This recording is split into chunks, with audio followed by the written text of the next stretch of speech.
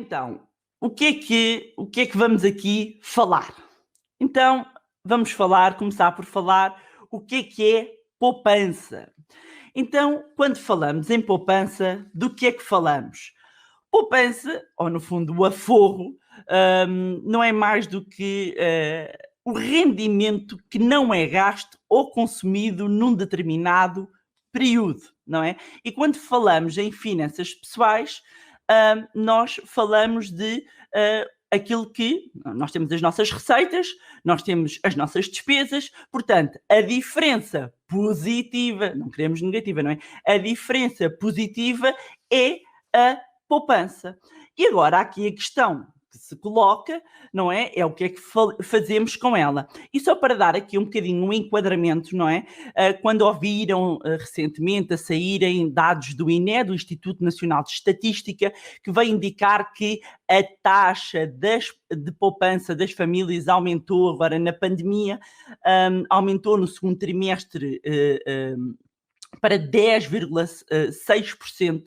Isto significa que, sobretudo, as famílias estão a consumir menos e dar sempre aquela nota, não é? Que isto das médias é sempre muito complicado, porque não sei se alguma vez pensaram, e usa-se muitas vezes este exemplo, que é, por exemplo, estão duas pessoas, existem dois bolos, uma pessoa comeu 2 bolos, a outra não comeu nenhum, em média cada pessoa comeu um bolo, mas na verdade é que uma está bem cheinha e a outra está cheia de fome, não é? Portanto, isto das médias tem sempre o seu quê. Mas a verdade é que quando nós falamos de poupança, nós, no fundo, estamos a falar de consumo futuro. Portanto, o dinheiro que eu guardo e que eu posso mantê-lo guardado ou que eu posso aplicá-lo. E há uma diferença entre, digamos, a designação que podemos ter do aforrador, uma pessoa que guarda dinheiro, e o investidor. A diferença entre um aforrador e um investidor é que o investidor cria riqueza.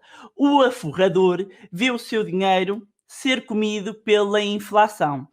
E então, antes de entrarmos propriamente aqui na apresentação, há dois conceitos que são muito importantes nós compreendemos. Um é a inflação, e o outro já vou falar, e dizer, já agora, no podcast Money Bar, eu já falei também da inflação. Quem é que daqui é ouvinte do podcast Money Bar? Vamos lá saber, quem é que ouve aqui o podcast Money Bar?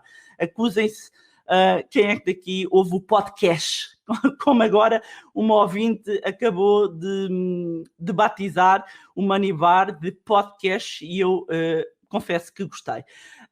Então, a inflação, explicando de uma forma muito simples, a designação é a subida generalizada dos preços, mas eu gosto de explicar isto de uma maneira muito mais simples. E dou um exemplo. Vamos imaginar, nós temos aqui um carrinho de compras, vou usar quase aqui um exemplo de microeconomia. Vamos imaginar que nós vamos ao supermercado, eu ponho um conjunto de produtos num carrinho, passo o carrinho no supermercado, na caixa, e marca 100 euros. Vamos imaginar que eu vou passar uns meses e até levo 100 euros, vou fazer as mesmas compras, comprar os mesmos produtos, as mesmas quantidades, exatamente as mesmas marcas. Quando eu passo, de repente, o carrinho, a conta, em vez de ser 100, dá 102, ou seja, mais 2 euros.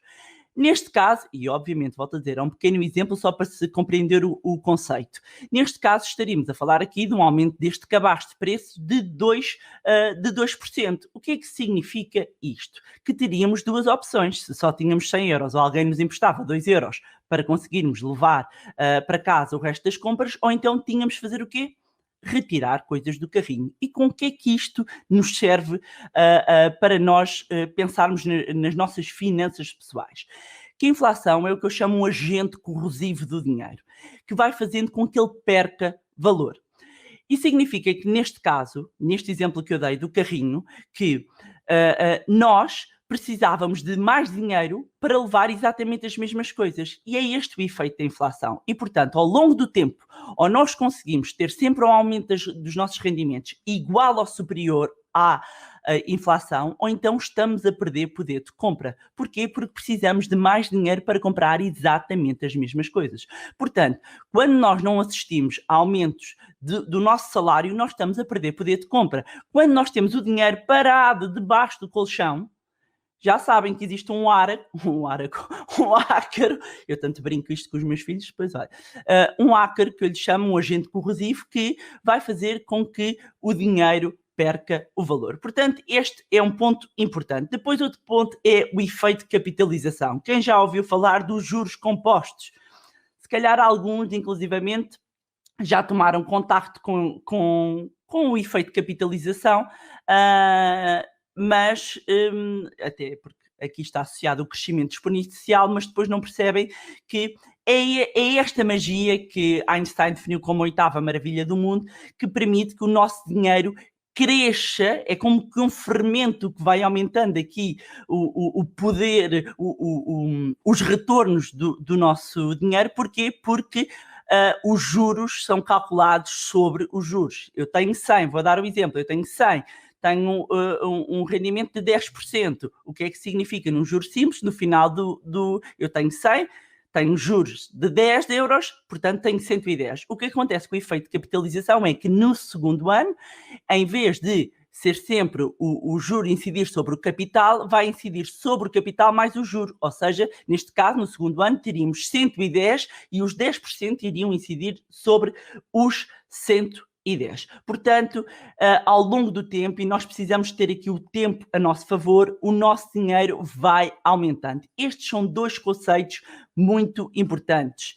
E agora entramos propriamente no mercado de capitais. Então, o que é o mercado de capitais? Quando falamos de mercado de capitais, falamos do mercado que é responsável por intermediar as negociações entre quem precisa de captar recursos e quem precisa de financiar projetos.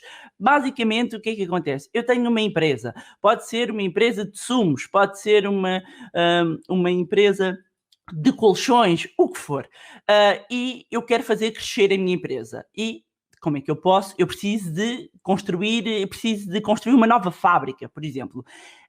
Eu posso ir à banca, buscar dinheiro, e um dos locais onde eu também posso ir buscar é ao mercado de capitais. Portanto, eu vou, neste caso, prescindir de uma parte do meu capital, e já vou explicar, por exemplo, para quem assistia ao Shark Tank, quando nós estamos ali e tínhamos as pessoas a apresentarem projetos, elas prescindiam de uma parcela do seu capital a troco do dinheiro neste caso, de um business angel, não é? Do investidor informal.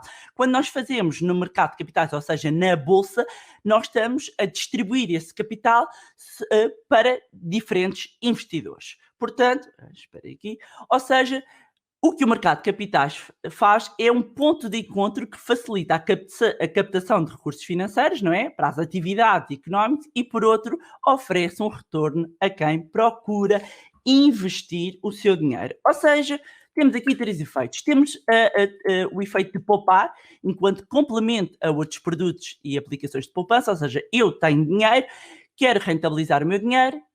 Vocês sabem que nós vivemos atualmente num ambiente de taxas de juros muito baixas e como não há almoços grátis, isto tem 2 efeitos. Por um lado, se eu tomo dinheiro emprestado do banco, ou seja, se eu peço um empréstimo, o preço do dinheiro está mais baixo, portanto, o juro que me é cobrado pelo meu empréstimo é menor. No entanto, já todos devem ter reparado, acho que sim, não é? Quando vão colocar dinheiro no banco, quanto é que o banco vos dá? Pouco ou nada neste momento. E não se esqueçam que ainda temos de descontar a parte do imposto e depois ainda temos que descontar a nossa amiga a inflação. Portanto, há o efeito de poupança, o efeito de investir em produtos sobre os quais estamos plenamente, obviamente, informados e aqui do ponto de vista das empresas, que é o financiar. Portanto, olha, eu fiz este desenho aqui para explicar mais ou menos como é que funciona então a Bolsa de Valores. A Bolsa de Valores tem essencialmente o mercado primário e o mercado secundário. E depois nós temos cá a representante da Bolsa, portanto, vocês depois podem fazer as questões que pretenderem. Mas para explicar, a nossa empresa de colchões precisava de construir uma nova fábrica e então o que é que pensa? Vou dispersar um bocadinho do meu capital em bolsa. As ações são estes bloquinhos aqui roxos, ok? Pertencente à empresa. Então, o que é que a empresa vai fazer? Vai fazer um IPO, uma Initial Public Offer. Ou seja, quando virem IPO, significa que é uma entrada em bolsa, é uma admissão à cotação pela primeira vez. Ou seja, a empresa não está cotada, vai passar a estar cotada, portanto, o que é que ela faz? Ela uma parcela dispersa ao capital, que é o free float, vai dispersar e depois vêm os investidores e dão o dinheiro, neste caso, compram estas primeiras ações. Portanto, este momento acontece no mercado primário. Todos os outros momentos, os negócios que nós vemos e sempre falamos da bolsa, e agora subidas, descidas, se eu comprar, se eu vender ações, acontece onde? No mercado secundário. Portanto, a partir daqui, eu fui a um IPO, fui a um momento de admissão à cotação, fiquei com aquelas ações, ou posso mantê-las, ou posso vendê-las a outros investidores. E o que é que se negociam em bolsa? Não se negociam só ações, mas nós temos depois cá a presidente da bolsa que pode nos falar aqui mais um pouco disto, mas negociam-se também obrigações, certificados, warrants, ETFs, futuros, opções, rates, entre outros instrumentos financeiros. Vamos entrar aqui na parte dos fundos de investimento e porquê os fundos de investimento. Há bocado falámos das ações e, por exemplo, uma das formas que temos, inclusivamente, de estar expostos às ações é através dos fundos de investimento. E os fundos de investimento, eu trouxe esta imagem aqui que vocês estão a ver, que é uma imagem de um queijinho, não é? Bem, é um gráfico de queijo. E este gráfico de queijo é para, no fundo, ilustrar que um fundo é como que um cabaz, é uma carteirinha, não é? Em que depois o montante que são os ativos sob gestão, que é o dinheiro que serve para comprarem determinados ativos, ações, obrigações, commodities, e aqui commodities podem ser ouro, petróleo, vários instrumentos financeiros.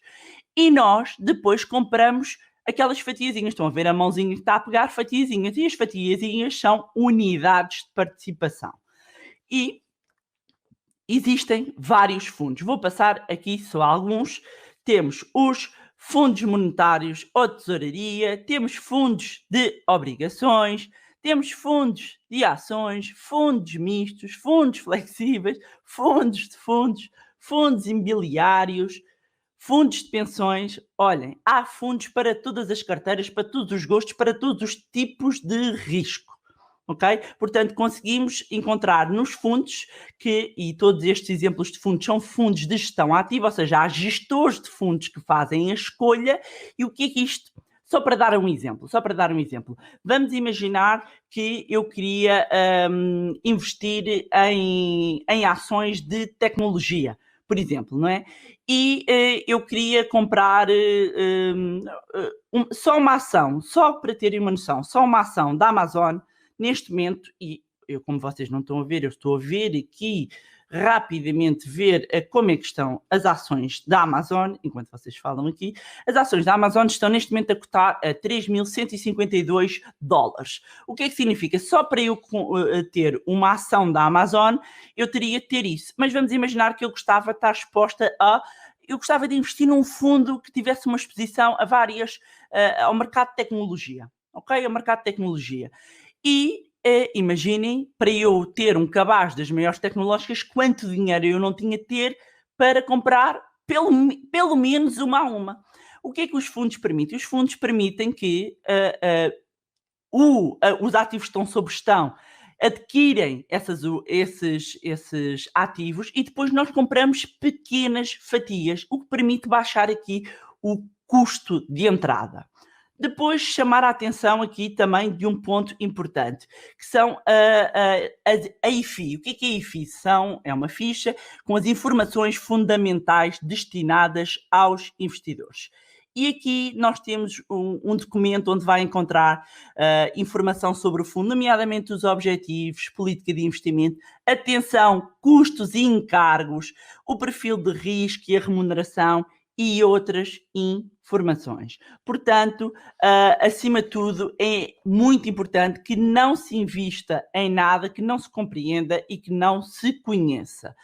E, antes de terminarmos, deixar aqui a tríade, não é? Eu abri a parte com a inflação e com a capitalização, o efeito de capitalização, mas a tríade dos investimentos é fundamental. Nós temos a atenção, quando estamos a aplicar as nossas poupanças e o nosso dinheiro, que ele vai ter que cumprir a escolha que nós vamos fazer dos nossos investimentos, tem que cumprir o risco, a rentabilidade e a liquidez. Ou seja, e mexendo qualquer um destes pés, destas pontas deste triângulo, ele vai pender para algum tipo de investimento. Ou seja, por exemplo, se eu quero menor risco, possivelmente a rentabilidade esperada também será menor.